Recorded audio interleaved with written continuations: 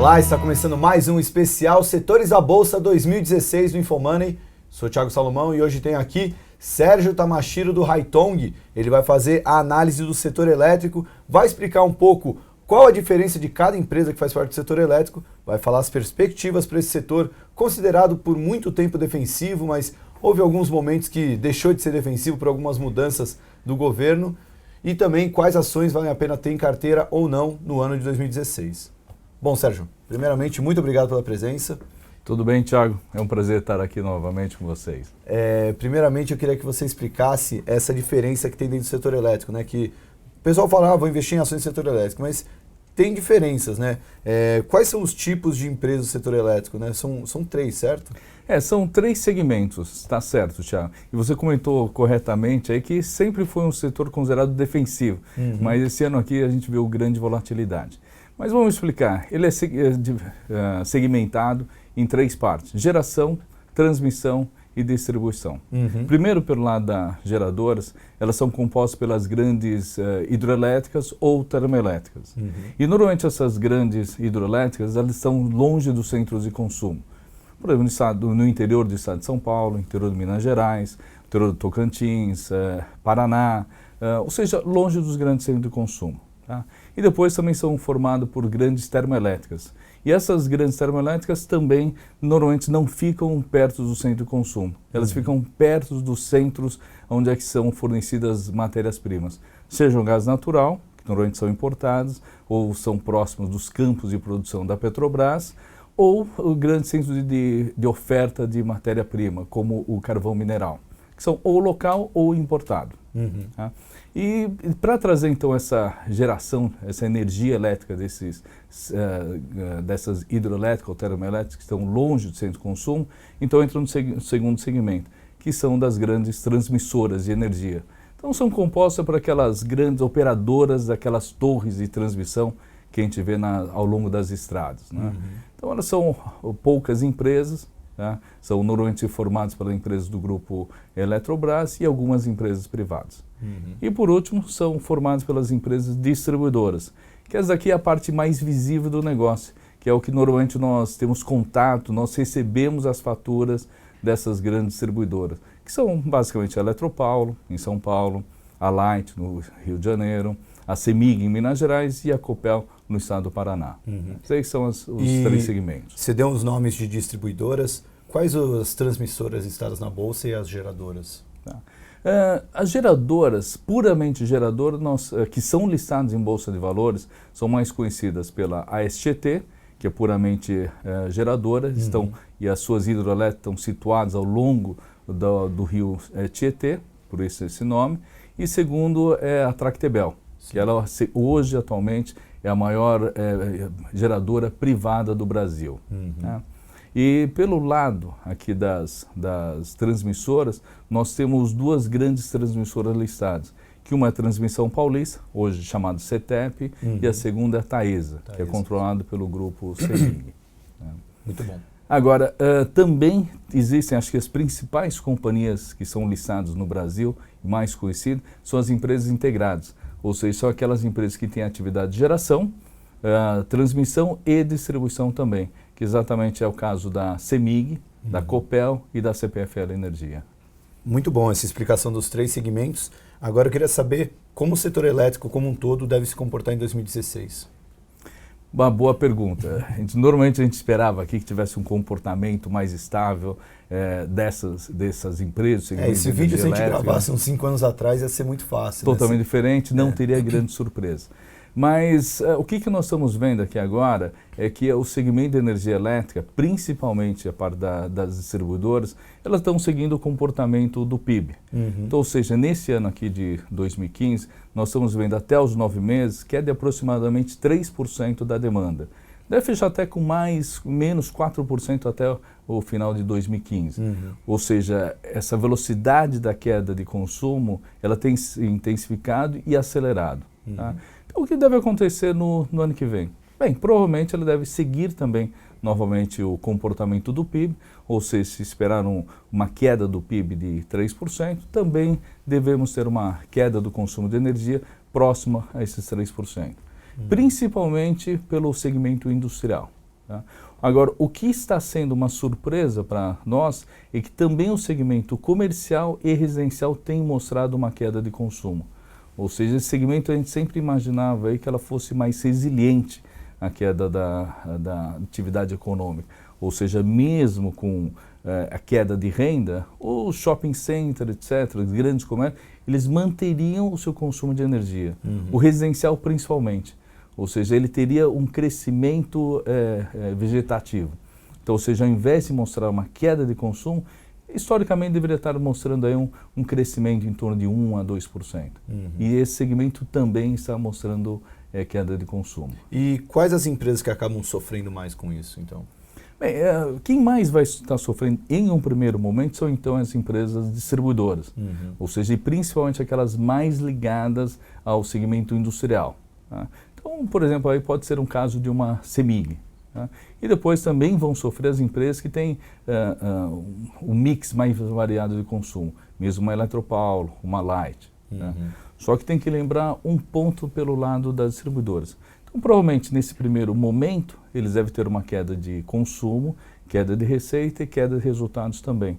Mas pelo fato de ser um segmento regulado, é isso que o mercado gosta, né? É que no ano seguinte, ou seja, o ano de 2017, para compensar essa queda de consumo não esperada, ele tem um reajuste tarifário para se compensar essa queda de consumo. Então, ou seja, no longo prazo, a receita dela, o valor das empresas, ela tem de ficar equilibrado. Por isso, continua sendo um segmento defensivo, mesmo com a queda de consumo. Bom, para finalizar, então, o pessoal já deve ter entendido bem como funciona a dinâmica do setor, mas a gente quer saber quais ações que valem a pena encarteirar ou quais ações é melhor evitar para o ano de 2016 dentro do setor elétrico. Claro. Bem, acho que para aqueles investidores que eles são mais conservadores, não querem ter grandes sustos aqui, principalmente com a queda de atividade, primeiro são as empresas de transmissão.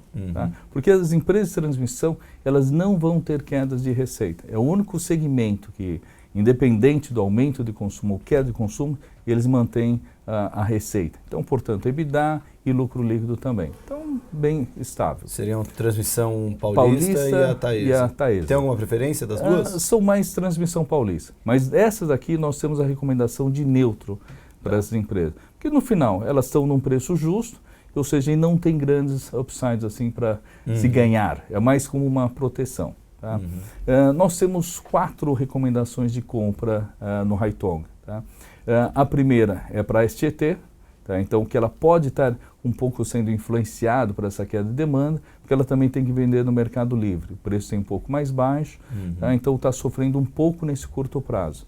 Mas mesmo assim a gente vê, com o mesmo cenário adverso, ela tem bom upside. Então primeiro a STT, segundo pela CESP, que a CESP, essa empresa que foi frustrada no leilão de Jupiá e Ilha Solteira, mas ela tem a receita dela também totalmente pré-definida, que é uma geradora, mas ela está 100% contratada. Então, também, independe se o preço vai cair ou subir, ela tem receitas pré-definidas, nossa segunda opção de compra. A terceira, que é o nosso top pick, é a Equatorial. Vai falar, puxa, é uma distribuidora. Mas apesar de ser uma distribuidora, ela está localizada na região Nordeste, tá? Norte e Nordeste. E é uma das únicas regiões, ou a única região que apresenta ainda aumento de consumo, mesmo nesse ano de 2015.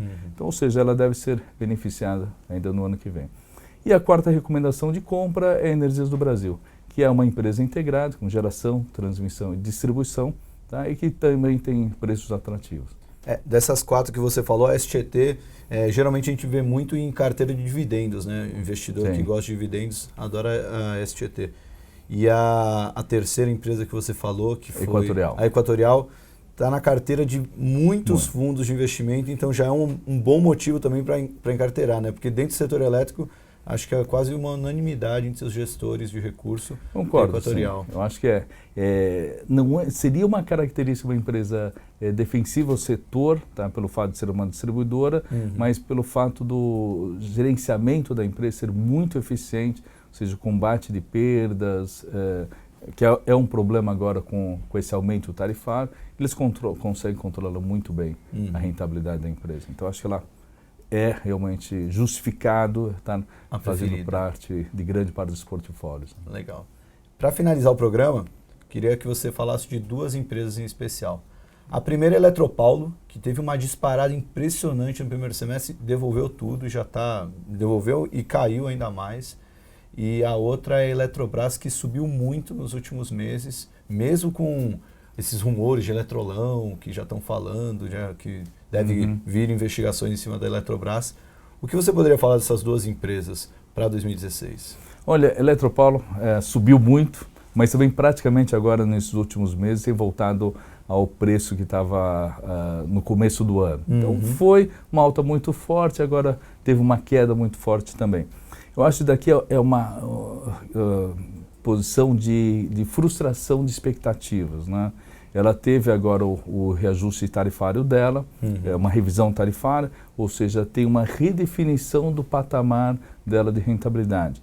E agora no terceiro trimestre o resultado foi bastante aquém das expectativas, né? Então acho que o mercado reagiu a esse novo patamar de rentabilidade da empresa. E também, falei na parte de consumo, apesar dela estar numa região extremamente madura, ou seja, não é esperado grandes saltos ou quedas de consumo, ela está tendo uma queda em torno de 4% a 4,5% apenas nesse ano aqui. Então também deve-se ter uma queda no ano que vem. Então é uma queda de consumo, portanto queda de resultados, e é uma empresa endividada. Sim. Ou seja, independente da queda de resultados, a dívida continua a crescer. Então acho que é justificado.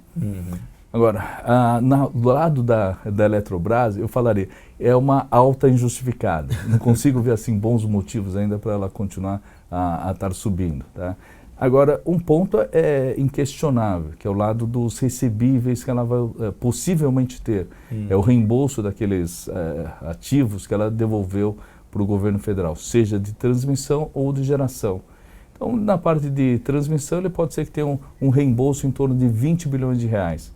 Na parte de geração, mais 30 bilhões de reais. Então, um total 50 bilhões de reais de reembolso. Para uma empresa que vale pouco mais de 10 bilhões de reais, ou seja, mesmo se ele queimar muito dinheiro, tá, pode ser ainda que tenha um pouco de valor. Tá? Só que a expectativa dessa distribuição de valor é que esses 50 bilhões de reais ele não vai receber de uma vez.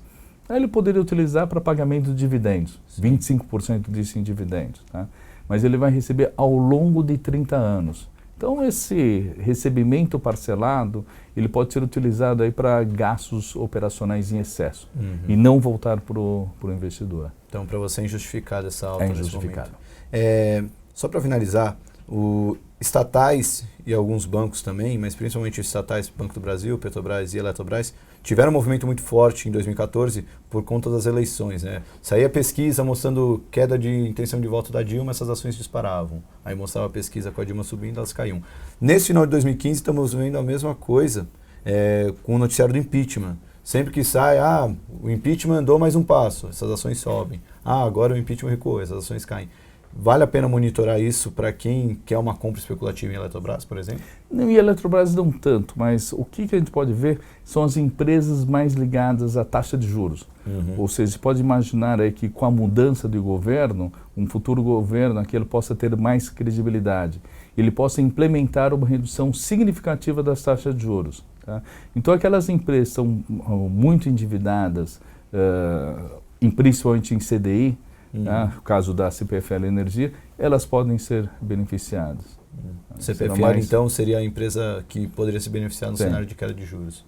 CPFL e um pouco aqui, assim, até o caso da CCR, que apesar de não ser Electric Utilities, é uma concessionária também. Sim, tá. Bom, gostaria de agradecer a participação. Sérgio, muito obrigado pela entrevista e pela aula que você deu do setor elétrico. Um prazer estar aqui. E vocês assistam os próximos vídeos do especial Setores da Bolsa 2016 do InfoMoney. Até lá!